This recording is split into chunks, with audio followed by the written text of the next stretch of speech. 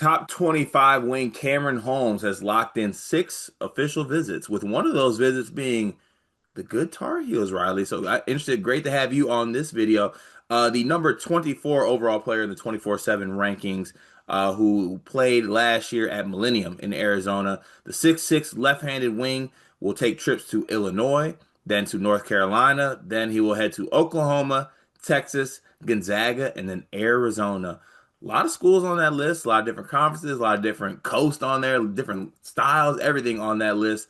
Like I said, Cam Holmes, a 6'6" lefty who is just, I think, very, very steady in what he does on both ends of the floor, right? Like he's got good measurables at 6'6", like 6'9" wingspan. I think he competes on the defensive end, so he's able to do that. He's also very good on the offensive end. One of the big parts about his offensive game is that I think you see a lot of kids in this class who are like, get them the ball and go get you one. One of the things that entices me about Cam Holmes, I think you have this top player that is best kind of playing off others, like off the ball. I think he knows what to do. He can spot up, he can shoot it a little bit. He knows how to cut. Someone will dish to him, and he's, I think, really good at attacking closeouts, like just knowing whether to drive baseline, drive to the middle, and then being 6'6", he's able to score and attack the rim and be very, very strong. Yeah, so very solid, capable player that I think it makes sense why a lot of these schools are after him. Riley, I'll throw it to you first. Obviously, your Tar Heels are on this list, but what have you seen from Cam Holmes' game and what you've been able to see? I think he sort of fits that mold. We're seeing some emerge, and it's a lot of the same types of schools are after this wing, whether it's Bryson Howard or Caden Samuels, the big wing who likes to handle and go get a bucket, play a lot in ISO, play a little bit of ball screens. And to me, like when you just speak about that, I think about Illinois when you're looking at potential fits, just the way that they've let their wings cook in recent years. I would love to have him in Chapel Hill. I think we're due to get an NBA brother to actually pan out after the Cade Tyson experiment failed. With this time when you're looking at this Deron Holmes' little brother, for those who are This uninformed. is Deron. I did not know this is Deron Holmes' little brother. Really? No, that's on me. Yeah, I honestly think my only critique to the Holmes family, you should have leaned into the apostrophe Ron and had Deron and Cameron. Just Right, come on. take Oh, out the that E. that was right there. But yeah, it's a Deron Holmes' little brother, and I think that alone would make me. You buy some of the pedigree, you buy the bloodlines there, and just even having a brother who was such a high level player and was, I mean, I'm kind of surprised more of these schools who are on his list were not like tamper candidates for Deron Holmes. Like I know Duke was heavily trying to get Holmes to enter the portal a couple of years ago. I Mhm. wonder why they're not in on Cam. But regardless, when you look at just the bloodlines with growing up, watching your older brother and his habits that led him to be a one of the best college players in the country at Dayton, no less, into an NBA draft pick. I buy how that can have an effect on you. And again, in terms of looking at a perimeter player who can go ISO, can go get you a bucket. I think if Hubert Davis is going to let his perimeter player do one thing is, they're going to get those shots up. They're going to get to take pretty much whatever shot they want. And I think in terms of a system fit at UNC, I could see it working out well too.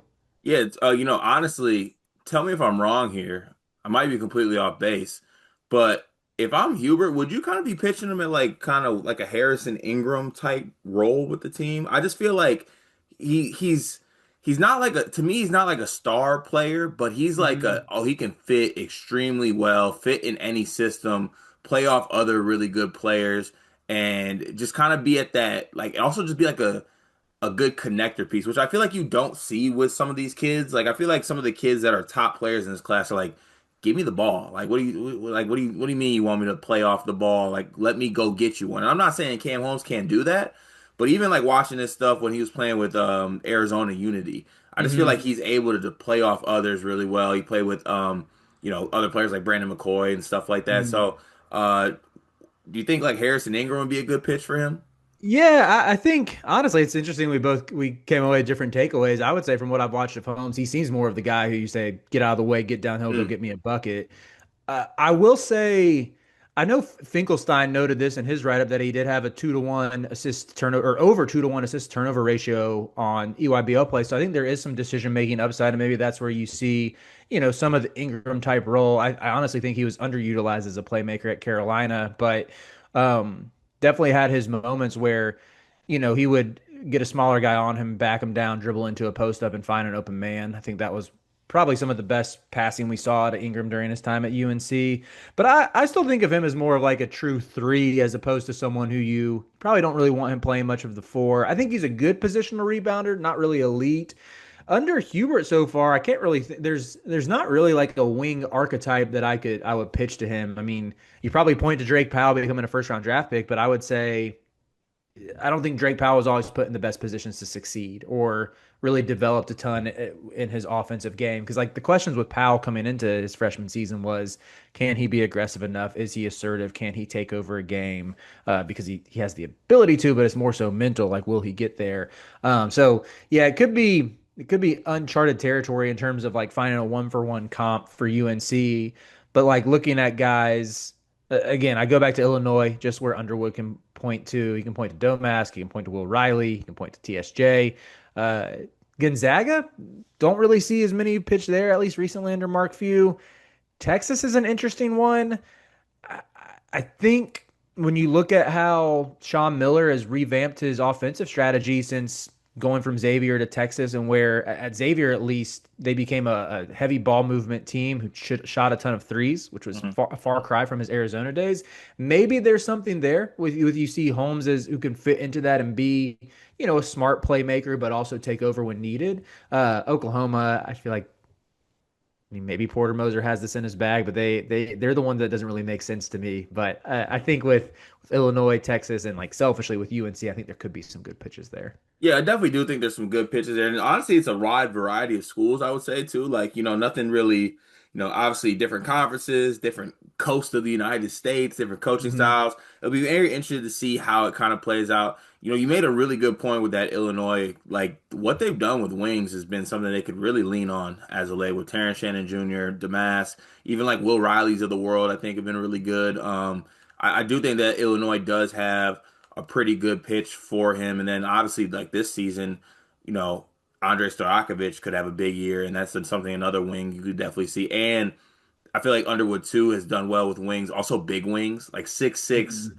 6'9" wingspan wing is something that would very much I think Illinois would be in on. But also other schools do have pitches to make here. I have this internal thing I need to get over though, Riley, and maybe you can help me. I just feel like kids from the state of Arizona, if they're leaving Arizona, it's still they're gonna stay on the West Coast. Like someone Yeah. can comment and prove me wrong, but like I can't remember the last Arizona kid, truthfully, to just like not go to an Arizona school and or leave the West Coast. But I guess you have a schools like UNC and Illinois on this list though. It's very much in the cards, right?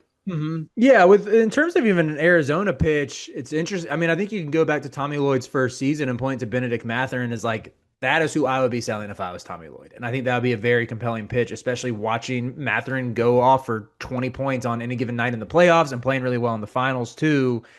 That's your pitch right there. I think it's tough for me to look at Arizona the past couple of years and not think more of like the bigs and the guards though. Think about Caleb Love, Azuolas Tubelis, Umar Ballo to a lesser extent. Those seem to be the guys who were the most productive. But I mean, maybe we'll see what Tommy Lloyd does with Joanne Aristode and Ivan Karchenkov this year. Maybe there's a little bit of resurgence in the freedom he gives his wings and leads on to more scorers. But yeah, I have the same mental block as you, Cart, where I'm like, oh, Arizona kid, he's just going to go to Arizona. Even though I've already highlighted, like, I like what Texas, Illinois, and UNC's pitches could be. Yeah, I do too. And look, I think he has a lot of visits to take here. I don't think there's necessarily a lean that I have heard of. Um, but I think Illinois gets this done. I want to call it kind of early. I think that Illinois, they have gotten some lower level recruits in this class so far to kind of get like a little more retention. I think they need a little splashy ad. And I think September 12th, they kind of make an impression. They get the first one on this one too. I mean, actually, I don't think I've ever asked you this, Riley. Do you have a theory about like the visit schedule? Like, do you want to be first? Do you want to be last? Like, where do you want to be? I think you either want to be like in the first two or three, preferably first or last. If you're in the middle there, I think you always stand at a risk of just getting your visit canceled. Mm, okay. Yeah. And I just think like these kids probably start these visits and it's like, all right, I've kind of seen all I need to see. I have an idea of what I want to do. I don't need to go to six schools. Like, do we really think this Oklahoma visit's going to happen? I don't see it happening. I'm thinking like that's probably going to get canceled. Yeah, I'm sorry, Porter Moser. I unless just there's like a fire football game that weekend. yeah, actually, maybe Yeah. Brent. You think he's if he's really tapped into Brent Venable's hot seat dialogue, maybe he wants to see it in person. I mean, But who isn't nowadays? That had me thinking though. So he's visiting Illinois the weekend they're playing Western. They're playing Western Michigan at home. Illinois should win that football game, but I will say this: Champagne's gonna be slapping because Illinois football fans are gonna be crazy this year, and also Western Michigan, very very close, not a far drive to head over to Champaign. And a little bit of insight here: Western Michigan students and fans get down. That they get active. They get about as active can get. So that won't be a crazy one, but yeah, I'm interested to see kind of how these visits unfold and. I think Cam Holmes is going to be a player that a lot of people are going to watch very, very closely. And I'm going to go ahead and throw my little Carter crystal ball, which is, I think, 0-7 lifetime currently. So this is probably bad. But yeah, I think he ends up at Illinois. I will say it. And if not, you can have him, Riley, North Carolina. There we go. That's the best way to go about it.